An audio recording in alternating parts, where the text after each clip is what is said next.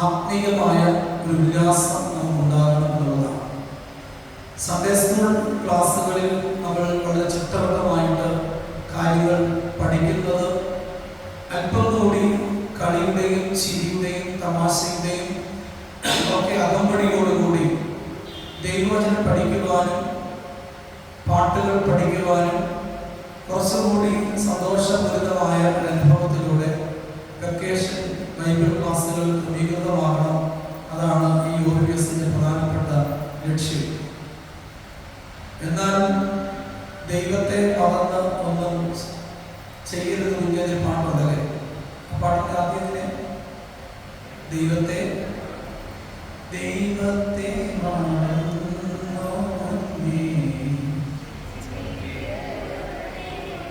ഇത് തന്നെയാണ് എനിക്ക് നിങ്ങളോട് പറയാനായിട്ടുള്ളത്. നമുക്ക് മാനസിക ഉല്ലാസങ്ങളൊക്കെ ആവശ്യമാണ്. ചിരിയും കളിയും പാട്ടും ഡാൻസും ഒക്കെ അനിവാര്യമാണ്. പക്ഷേ നമ്മൾ ഏതൊക്കെ എക്സ്ട്രീമിലെത്തിയാലും നമ്മുടെ ഉള്ളിൽ ഒരു തിരിവട്ടം തെളിയണം. ഞാൻ ദൈവത്തിൻ്റെ കുഞ്ഞാണ്, ഞാൻ ദൈവത്തിൻ്റെ കുഞ്ഞാണ്, ദൈവത്തിൻ്റെ പൈതലാണ്. നമ്മുടെ മാതാപിതാക്കൾക്ക് നമ്മളെത്ര വളർന്നാലും അവർക്ക് നമ്മളാരാണ്? കുഞ്ഞുങ്ങളല്ലേ അല്ലേ? നമ്മുടെ മാതാപിതാക്കൾക്ക് നമ്മുടെ 60ാമത്തെ വയസ്സിൽ നമ്മൾ ആകുമ്പോൾ നമ്മുടെ അപ്പനും അമ്മയും ജീവിച്ചിരിപ്പുണ്ടെങ്കിൽ അവർ നമ്മുടെ കുഞ്ഞിനെ വിളിക്കത്തുള്ളൂ അല്ലേ? അതുപോലെയാണ് ദൈവം. ദൈവത്തിന് എത്ര വയസ്സുണ്ട്?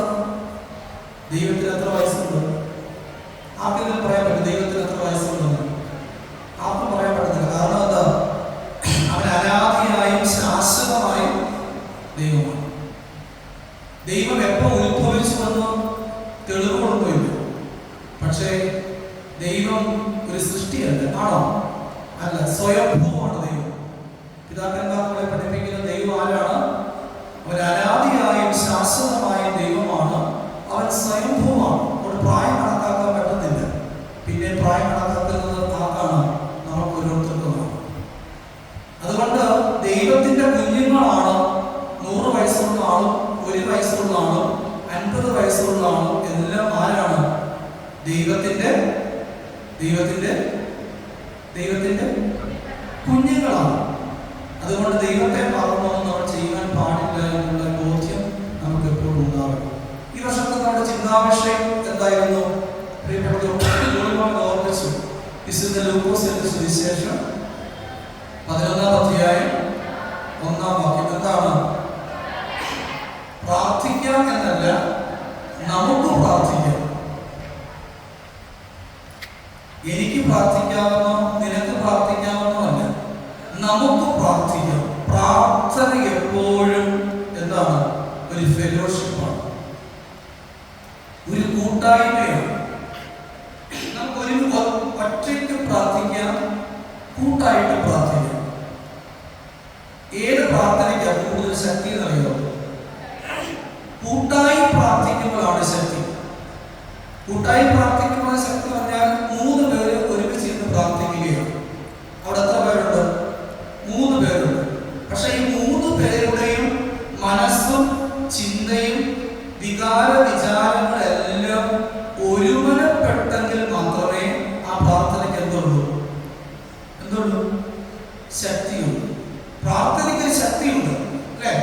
പ്രാർത്ഥനയ്ക്ക് ഒരു നിറവുണ്ട്, പ്രാർത്ഥനയ്ക്ക് ഒരു ആത്മചൈതന്യമുണ്ട്. പക്ഷേ ഒരുമനപ്പെട്ടുള്ള പ്രാർത്ഥനയ്ക്ക് മാത്രമേ എന്ത് കിട്ടുന്നുള്ളൂ? ആ ശക്തി കിട്ടുന്നുള്ളൂ. നമ്മുടെ വീട്ടിൽ അപ്പനുണ്ട്, അമ്മയുണ്ട്, വലിയപ്പച്ചി കാണും, വലിയപ്പച്ചി കാണും, പിന്നെ നിങ്ങൾ 2 മക്കൾ കാണും. ഇപ്പൊ 10 പേരായി, 6 പേര്. ഈ 6 പേരും ഒരുമനപ്പെട്ടിരുന്ന് പ്രാർത്ഥിച്ചെങ്കിലേ ആ കുടുംബത്തിൽ എന്തുള്ളൂ? ഒരു കൃപയുള്ളൂ.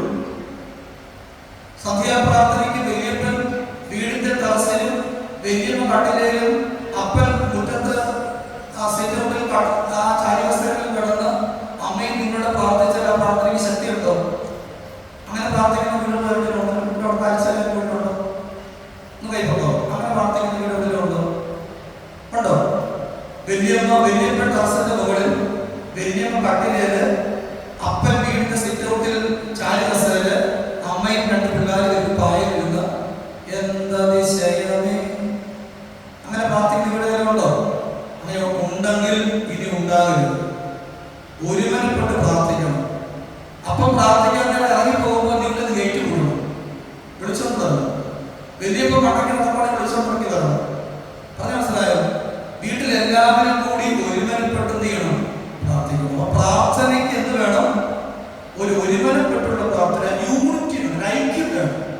നമ്മൾ വേദപുസ്തകത്തിൽ വളരെ മനോഹരമായ ഒരു വാഗ്മയ ചിത്രം കാണുന്നുണ്ട്. എന്നറിയാമോ? കർത്താവ് യേശു മിശിഹ കഫർന്നഹൂമിലെത്തി. ബാക്കി നിങ്ങൾ പറയും. എന്താണ് സംഭവിക്കുന്നത്? ധാരാളം ആളുകൾ അവിടെ തലച്ചുകൂടി. അപ്പോൾ 4 പേർ ഡാൻസ് കളിച്ചുകൊണ്ട്, അല്ലേ? 4 പേർ ഒരു പക്ഷപാത രോഗിയെ ചുമന്നുകൊണ്ട് വന്നു. വന്നവരൊക്കെ കണ്ടു കാണും. 4 പേർ ചുമന്നുകൊണ്ട് വരുന്നത് വിരുന്നവരൊക്കെ കണ്ടു കാണും. കർത്താവിന്റെ ചുറ്റിലൊക്കെ കണ്ടു. ഒരാരും ഗൗനിച്ചില്ല. നമ്മുടെ കൂടെ തന്നെ നമ്മൾ ആരെങ്കിലും ഒന്ന് വയ്യാതെ ഒന്ന് ഏത് വലിയ കളിക്കത്തോട്ട് കയറി വന്ന കസാര വിട്ടുകൊടുക്കും. കൊടുക്കല്ലേ? അപ്പൊ ഇതെന്റെ സ്ഥിരം കസേര, ഇതെന്റെ എന്നെ കെട്ടിച്ചോണ്ട് വന്നപ്പോൾ ഞാൻ എടുത്ത കസേരയാണ്, ഇനി ഞാൻ ആർക്കും വിട്ടുകൊടുക്കുകയാണ്. ഇവിടെ 4 പേർ ഒറ്റ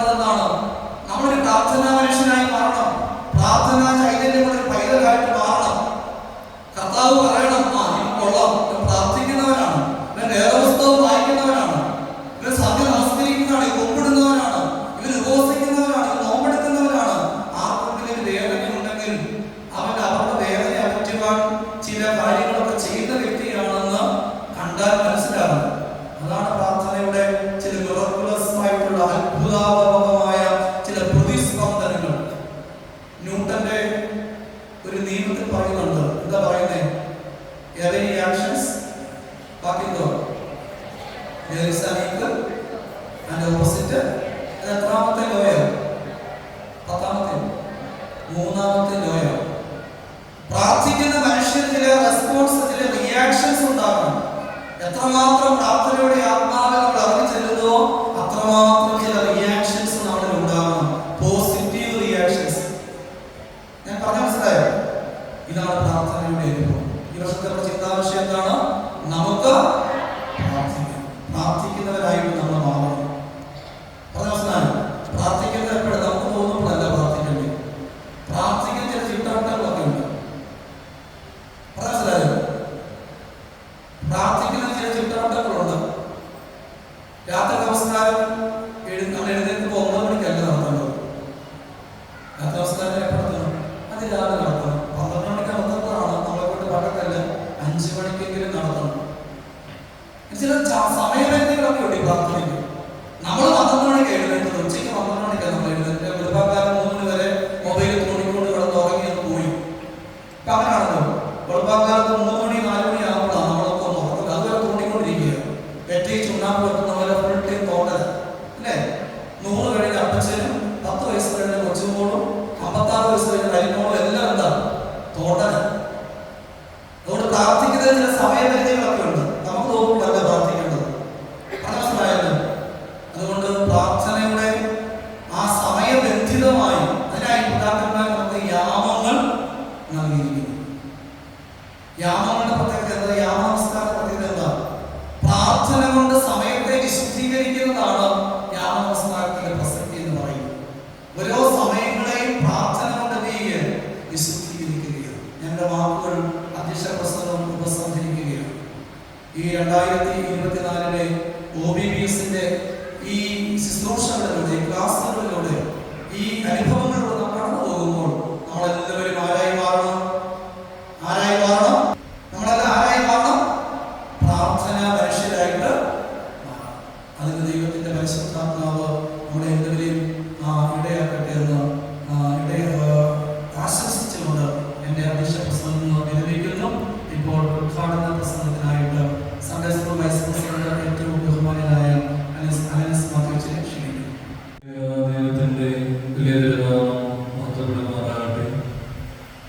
ഞാനേറെ സ്നേഹിക്കുന്ന ജ്യേഷ്ഠ സഹോദരൻ, ഏറ്റവും ആദരണീയനായ അനസ് മാത്യു, നമ്മുടെ സൺഡേ സ്കൂളിന്റെ മിസ്ട്രസും ഈ വർഷത്തെ OBBSന്റെ സൂപ്രണ്ടുമായിരിക്കുന്ന ബഹുമാനിയ ജോളിനോമ, കൺവീനർ കോശി ചാക്കോവർ, ഇടവകയുടെ ട്രസ്റ്റി സെക്രട്ടറി, അതുപോലെ തന്നെ മാവേലിക്കര ഭദ്രാസന സൺഡേ സ്കൂളിന്റെ സെക്രട്ടറി ഏറ്റവും ബഹുമാനപ്പെട്ട സുനിൽ കെ ജോർജ് സാർ, ഏറെ സ്നേഹിതരായ സൺഡേ സ്കൂൾ അധ്യാപകരെ, OBBS അധ്യാപകരെ, മാതാപിതാക്കളെ, സഹോദരി സഹോദരങ്ങളെ, വാത്സല്യമുള്ള കുഞ്ഞുങ്ങളെ, ഏറെ അനുഗ്രഹീതമായ ഒരു ആഴ്ചക്കാലത്തേക്ക് കുഞ്ഞുങ്ങൾ പ്രവേശിക്കുകയാണ്. ഈ വർഷത്തെ ചിന്താവിഷയം എന്താ? അച്ഛന്മാരും ഇതിനു മുന്നേ പ്രസംഗിച്ചവരൊക്കെ പറഞ്ഞത് എന്താണ്? ഈ വർഷത്തെ ചിന്താവിഷയം എന്തോ? നമുക്ക് പ്രാർത്ഥിക്കാം. പക്ഷേ തണുത്തുപോയി. പ്രാർത്ഥന ഇപ്പോഴേ എന്തായി പോയി? തണുത്തുപോയി അല്ലേ? ഞാൻ മാതിരപ്പള്ളിയിൽ പറയും, കാരിച്ചാലെ കുഞ്ഞുങ്ങളെയൊക്കെ കണ്ടുപഠിക്കണം. അവര് സൺഡേ സ്കൂളിലോട്ട് വരുന്നതും ആരാധനയ്ക്ക് വരുന്നതും ഒക്കെ കണ്ടിട്ടാണ് ഞാൻ അങ്ങോട്ട് പോകുന്നത്, മാതിരപ്പള്ളിയിലോട്ട് പോകുന്നില്ലേ? അപ്പം ഞാൻ നാളെ മാതിരപ്പള്ളിയിൽ പോയി എന്ത് പറയണം? കാരിച്ചാൽ ഇടവകയുടെ കുഞ്ഞുങ്ങൾ പൊളിയാണ് അല്ലെ? നിങ്ങളുടെ ഭാഷ അതൊക്കെയാണല്ലോ. ഇപ്പം വൈബാണ് അല്ലേ? ഇതൊക്കെ പറയണമെങ്കിൽ ഇങ്ങനെ തണുത്തിരുന്നാൽ മതിയോ? തണുത്തിരുന്നാൽ മതിയോ? പോരാ. അപ്പം എന്താണ് ഇപ്രാവശ്യത്തെ ചിന്താവിഷയം? എന്താണ്? ഉച്ച കഴിഞ്ഞുകൊണ്ടാണോ? നമുക്ക് ഈ ശബ്ദം പോരാ. നമുക്ക് ഏത് സുവിശേഷ ഭാഗമാണ്? വിശുദ്ധനായ ലൂക്കോസ് എഴുതിയ സുവിശേഷം 11-ാം അധ്യായം 1-ാം വാക്യം. നമുക്ക് പ്രാർത്ഥിക്കാം. അതിന്റെ റെസ്പോൺസ് എന്താണ്? മറുപടി എന്താണ് നമ്മൾ പറയേണ്ടത്? കർത്താവേ, ഞങ്ങളോട് കരുണ ചെയ്യണമേ. Lord have Mercy upon us. നമ്മൾ എപ്പോഴും കേൾക്കുന്ന ഒരു പ്രാർത്ഥനയാണ്. എപ്പോഴും ഈ പ്രാർത്ഥന കേൾക്കുന്നേ? കഴിഞ്ഞ ആഴ്ച കേട്ടായിരിക്കും പ്രാർത്ഥന. ഏത് ദിവസമാണ്? ദുഃഖവെള്ളിയാഴ്ച കേട്ടു. എപ്പോഴായിരുന്നു കേട്ടെ?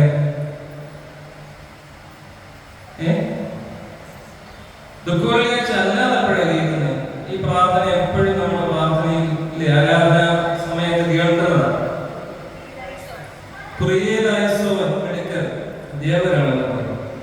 കുറിയേലായസോൻ കർത്താവേ ഞങ്ങളോട് കരുണ ചെയ്യണമേ എന്നുള്ള പ്രാർത്ഥന വിശുദ്ധനായ ലൂക്കോസ് എവangeliസ്റ്റ് സുവിശേഷം 11-ാം അധ്യായം പരിശോധിക്കുമ്പോൾ യേശുവിനോട് വന്ന് ശിഷ്യന്മാർ പറയുകയാണ്. എന്താ പറയുന്നത്? യോഹന്നാൻ സ്നാപകൻ തന്റെ ശിഷ്യന്മാരെ പഠിപ്പിച്ചതുപോലെ ഞങ്ങളെ നീ എന്ത് പഠിപ്പിക്കണം? പ്രാർത്ഥിക്കുവാനായിട്ട് പഠിപ്പിക്കണം. എന്താ കർത്താവെ പ്രാർത്ഥിക്കാൻ പഠിപ്പിച്ചേ? സ്വർഗസ്ഥനായ ഞങ്ങളുടെ പിതാവിന്റെ കർത്തൃപ്രാർത്ഥന നമ്മളെന്നും ചൊല്ലുന്നുണ്ട്. നമ്മുടെ ആരാധനയുടെ പ്രാരംഭത്തിലും ഏത് നമസ്കാരത്തിന്റെ അനുഭവത്തിലും വിശുദ്ധ കുർബാനയിൽ നമ്മൾ എന്ത് ചൊല്ലുന്നു?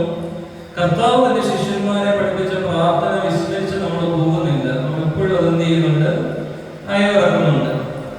അതുകൊണ്ട് ഈ വർഷത്തെ OEPSന്റെ അവസരത്തിൽ നമ്മൾ എന്ത് പഠിക്കുകയാണ്? എങ്ങനെ പ്രാർത്ഥിക്കണമെന്ന് പഠിക്കാൻ പോകും. ഈ വർഷം എന്താ നമ്മൾ പഠിക്കാൻ പോകുന്നത്? എങ്ങനെ പ്രാർത്ഥിക്കണം, ആർക്കു വേണ്ടി പ്രാർത്ഥിക്കണം, എന്തിന് നമ്മൾ പ്രാർത്ഥിക്കണം ഇല്ലേ? അതിനെ അടിസ്ഥാനപ്പെടുത്തിയാണ് ഈ വർഷത്തെ ക്ലാസ്സുകൾ നിങ്ങൾക്ക് ക്രമീകരിച്ച് തന്നിരിക്കുന്നത്. എല്ലാവരും റീൽസ് ഇഷ്ടപ്പെടുന്നവരല്ലേ? റീൽസ് എവിടെ ഇടുന്നത്? ഇപ്പൊ എല്ലായിടത്തും ഇൻസ്റ്റയിലുണ്ട്, യൂട്യൂബിലുണ്ട്, ഫേസ്ബുക്കിലുണ്ട്. റീൽസ് ഇടണമെങ്കിൽ നിങ്ങൾ ഉറങ്ങി എഴുന്നേറ്റുടനെ റീൽസ് ഇടുകയാണ്. പിന്നെ എങ്ങനെയാ പോകുന്നത്? കരിക്ക് ഒരുപാടുള്ളതുകൊണ്ട് കരിക്ക് പിടിക്കുന്ന കുഞ്ഞുങ്ങളല്ലേ? ഇല്ല, എങ്ങനെയാണോ? ഈ ഒരാഴ്ചക്കാലം മറുപടി പറയേണ്ടത് എങ്ങനെയാണ്? ഫുൾ പവറിൽ ഇല്ലേ? ഫുൾ എനർജറ്റിക് ആയിട്ട് പറയണം. യെസ്, ഞങ്ങൾ റീൽസ് ഇടുന്നവരാണ് പറയണം. റീൽസിന്റെ മുമ്പിൽ നിങ്ങൾ എങ്ങനെയാ പോയി നിർത്തുന്നേ? ഒരു റീല് ചെയ്യണമെന്നുണ്ടെങ്കിൽ അതിനൊരു പ്രാക്ടീസ് ഉണ്ട് ഇല്ലേ? ചേച്ചിമാരുടെയും ചേട്ടന്മാരുടെ ഒക്കെ ഞാൻ കാണുന്നില്ല. ചിലരൊക്കെ എന്റെ ഫ്രണ്ട്സ് ആയതുകൊണ്ട് എനിക്ക് കാണാൻ പറ്റും. അപ്പോൾ അതിനൊരു ഒരുക്കമുണ്ട്. അതിന്റെ പ്രസന്റേഷൻ എത്രത്തോളം ഭംഗിയാക്കാമെന്ന് നമ്മൾ ആഗ്രഹിക്കും. അത് കഴിഞ്ഞിട്ടൊക്കെ നമ്മുടെ വലിയ ആഗ്രഹം എന്താ? ഇത് റീച്ച് ആകണം അല്ലേ? എത്ര ലൈക്ക് കിട്ടി, എത്ര ഷെയർ ലഭിക്കുന്നുണ്ട്, എത്ര കമന്റ് ഇതിന് ലഭിക്കുന്നുണ്ട് എന്നൊക്കെ നമ്മൾ ആഗ്രഹിക്കും. ഒരു വാട്സപ്പ് സ്റ്റാറ്റസ് ഇട്ടാൽ പോലെ നമ്മൾ ഇടയ്ക്കിടയ്ക്ക് നോക്കും, ഇതാരൊക്കെ കണ്ടു ഇല്ലേ? ഇടയ്ക്കിടയ്ക്ക് വ്യൂ ബട്ടൺ ഞെക്കി നോക്കുമല്ലോ, നമ്മളെ ലിസ്റ്റ് നോക്കും. അങ്ങനെയെങ്കിൽ ദൈവസന്നിധിയിൽ നമ്മുടെ ജീവിതം റീലാകണമെന്ന് ആഗ്രഹിച്ചിട്ടുണ്ടോ? ദൈവം നോക്കുമ്പോൾ നമ്മുടെ എന്നു വരെയുള്ള ജീവിതം നോക്കിയിട്ട് നമുക്ക് എത്ര ലൈക്ക് ലഭിക്കണമെന്ന് നമ്മൾ ആഗ്രഹിച്ചിട്ടുണ്ട്?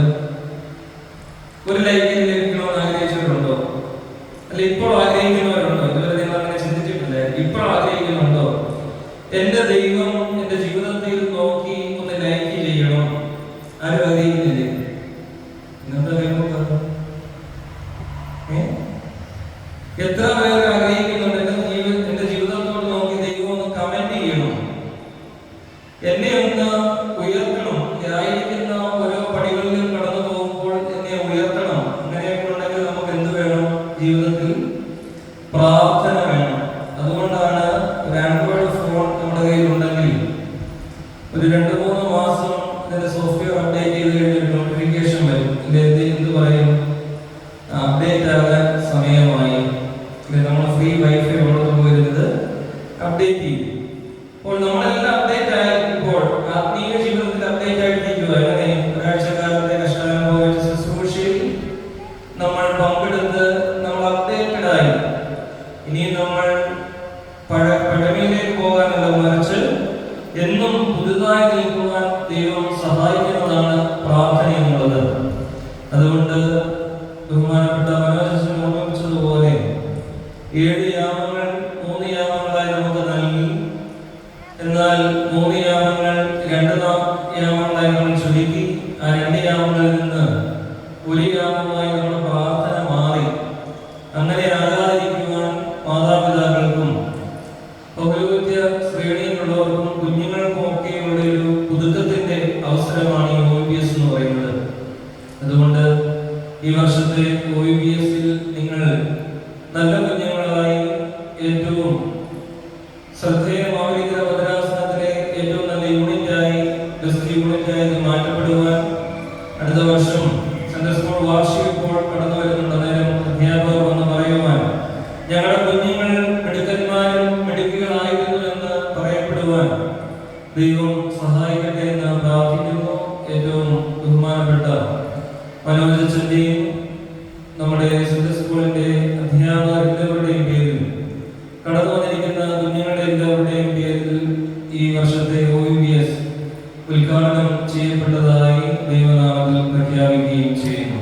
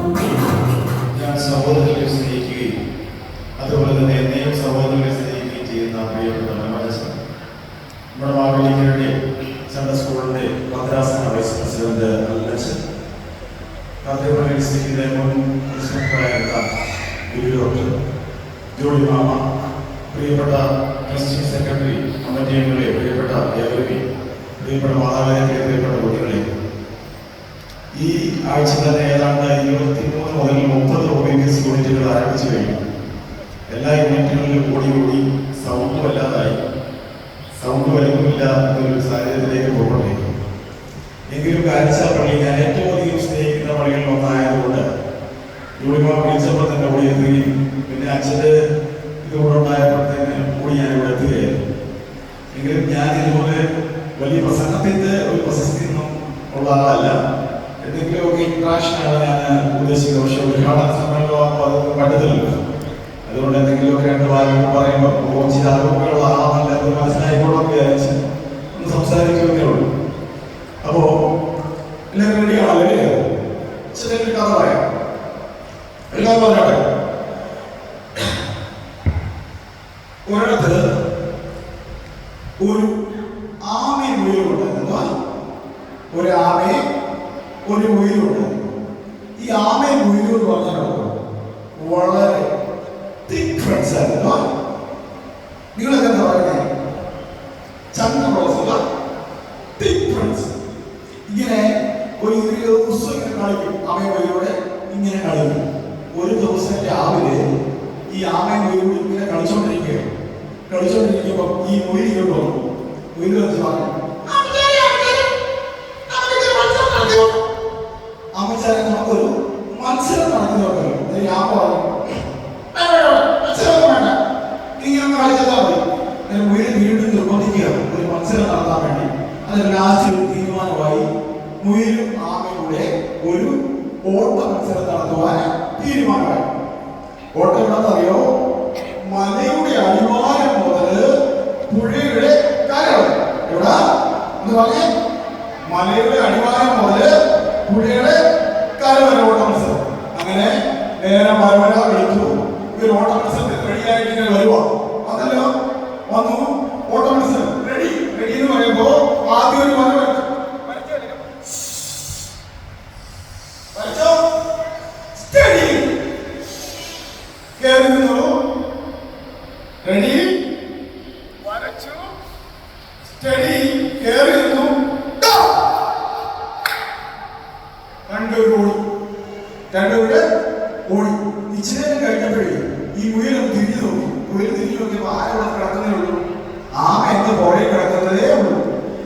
എന്താ വിചാരിച്ചോ, ഇച്ചിരി റെസ്റ്റ് എടുത്തിട്ടോടാം.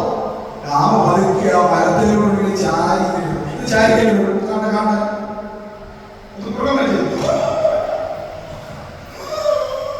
പതുക്കെ ശബ്ദം കേട്ടു.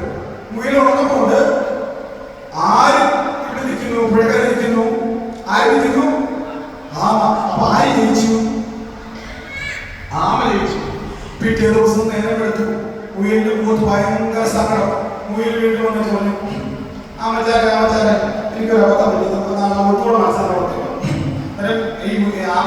ആമ പറയാം, തോട്ടോടി ഒന്നേ പോവാ, വീണ്ടും മത്സരം നടക്കാം, തോട്ടോടി ഒന്നേ പോവാ. പിന്നെ ഇങ്ങനെ നിർബന്ധിച്ച് രാവിലെ വീണ്ടും മത്സരം തുടങ്ങി. എന്നറിയോ, മലയുടെ അടിവാരം മുതല് പുഴയുടെ കര വരെ. ഇവിടെ മലയുടെ അടിവാരം മുതല് പുഴയുടെ കര വരെ രാവിലെ നേരം എടുത്തു. റെഡി, സ്റ്റഡി, കയറി നിന്നു.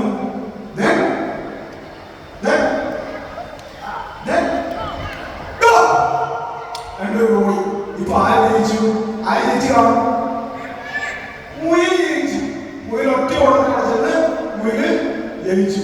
പിറ്റേ ദിവസം നേരം എടുത്തു. ആമയ്ക്ക് ഭയങ്കര സങ്കടം. ആമ ഓടുന്നു.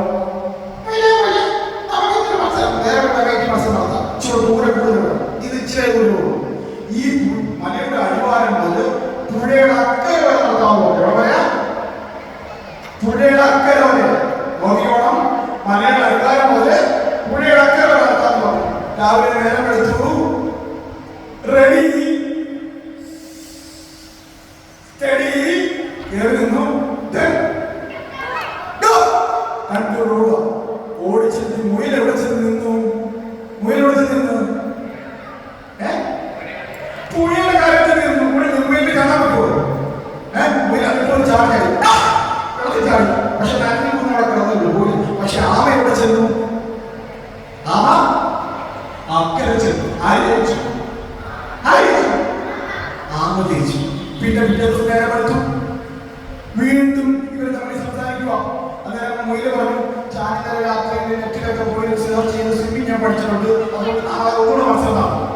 നെറ്റിൽ കൂടെ സെർച്ച് ചെയ്ത് പഠിച്ചു, സ്വിമ്മിങ് പഠിച്ചിട്ടുണ്ട്, അതുകൊണ്ട് നാളെ ഒരു മത്സരമാണ്. പിറ്റേ ദിവസം നേരം എടുത്തു. മലയുടെ അടിവാരം മുതൽ പുഴയുടെ അക്കരെ വരെ ആണല്ലോ. പിറ്റേ ദിവസം നേരം എടുത്തു. റെഡി, സ്റ്റഡി, കയറി നിന്നു. അതിന് ഓടാൻ പോയപ്പോ ഈ മുയല് ആമയോട് പറഞ്ഞു, ആമച്ചാരെ നിനക്ക് ഈ കാര്യങ്ങളോട് ഓടാൻ പാടില്ലയോ? നീ ഒരു കാര്യം ചെയ്യും, എന്റെ തൊള്ളേ കയറിയിരിക്കും, ഞാൻ നിന്നെ എവിടെ വരെ കൊണ്ടുപോവാം? പുഴയുടെ കര വരെ കൊണ്ടുപോവാം. ഞാൻ നിന്നെ പുഴയുടെ കര വരെ കൊണ്ടുപോവാം. അത് ആര് എന്തെടുക്കും? ഈ ആമ മുയലിന് തൊള്ളേ കയറിയിരുന്നു. മുയൽ ഓടി വെച്ചു പുഴയുടെ കരയിൽ ചെന്ന് നിന്നു. എന്നിട്ട് അവിടെ ചെന്നപ്പോ രണ്ടുപേർ നിന്നു. എന്നിട്ട് ഈ ആമ പറഞ്ഞു, നിനക്ക് ഈ വെള്ളത്തിൽ നിന്നാ പറ്റത്തില്ല, എനിക്ക് നീന്താം, അതുകൊണ്ട് നീ എന്നെ തൊള്ളേ കയറിയിരിക്കും. അങ്ങനെ കയറിയിരുന്ന് ആമ താഴെ ഒരു മുയൽ എന്നെ ഉണ്ടാക്കി തൊഴിൽ എപ്പോൾ തീർന്നു? പുഴയുടെ പല. ആര് ജയിച്ചു? രണ്ടുപേരും ജയിച്ചു. പക്ഷെ നമ്മളാണ് അവിടെ ചെല്ലുന്ന ചവിട്ടിയ കൂടി താഴെ ഇട്ടിട്ട് ഒറ്റ ചാട്ടം നമ്മളാണ്. അച്ഛൻ പറഞ്ഞില്ലേ, കാഴ്ച പണിക്കാരൻ പറഞ്ഞില്ലേ, അതുപോലെ നമ്മൾ ചവിട്ടി കൊടുത്ത് അപ്പോ ഇല്ല, അങ്ങനെ ചെയ്തില്ല. അവർ രണ്ടുപേരും ഒരുമിച്ച് ജയിച്ചു. അപ്പൊ നോക്കിയേ, ഒന്നായാൽ നന്നാകാം, നന്നായാൽ ഒന്നാകാം. ഒന്ന് പറഞ്ഞേ, നന്നായാൽ ഒന്നാകാം. നോക്കിയേ, ഒന്നെങ്ങനെ എഴുതാം? ഒന്നെങ്ങനെ എഴുതാം? ഒന്നിങ്ങനെ എഴുതാം. വളവും വേണ്ട, ചരിവും വേണ്ട, വളവും വേണ്ട, ചരിവും വേണ്ട, കുത്തനെ ഒരു വര ചുരിയ വര. ഒന്നായാൽ നന്നാകാം, നന്നായാൽ ഒന്നാകാം. ഈ വർഷത്തെ കാര്യച്ചാലും ഒന്നാകല്ലേ നന്നാകല്ലേ ആകട്ടെ ആശംസിച്ചോളൂ. നിങ്ങളോടെല്ലാം സ്നേഹത്തോടെ ഇവിടെ ചോദിക്കുന്നു. സുനിൽ.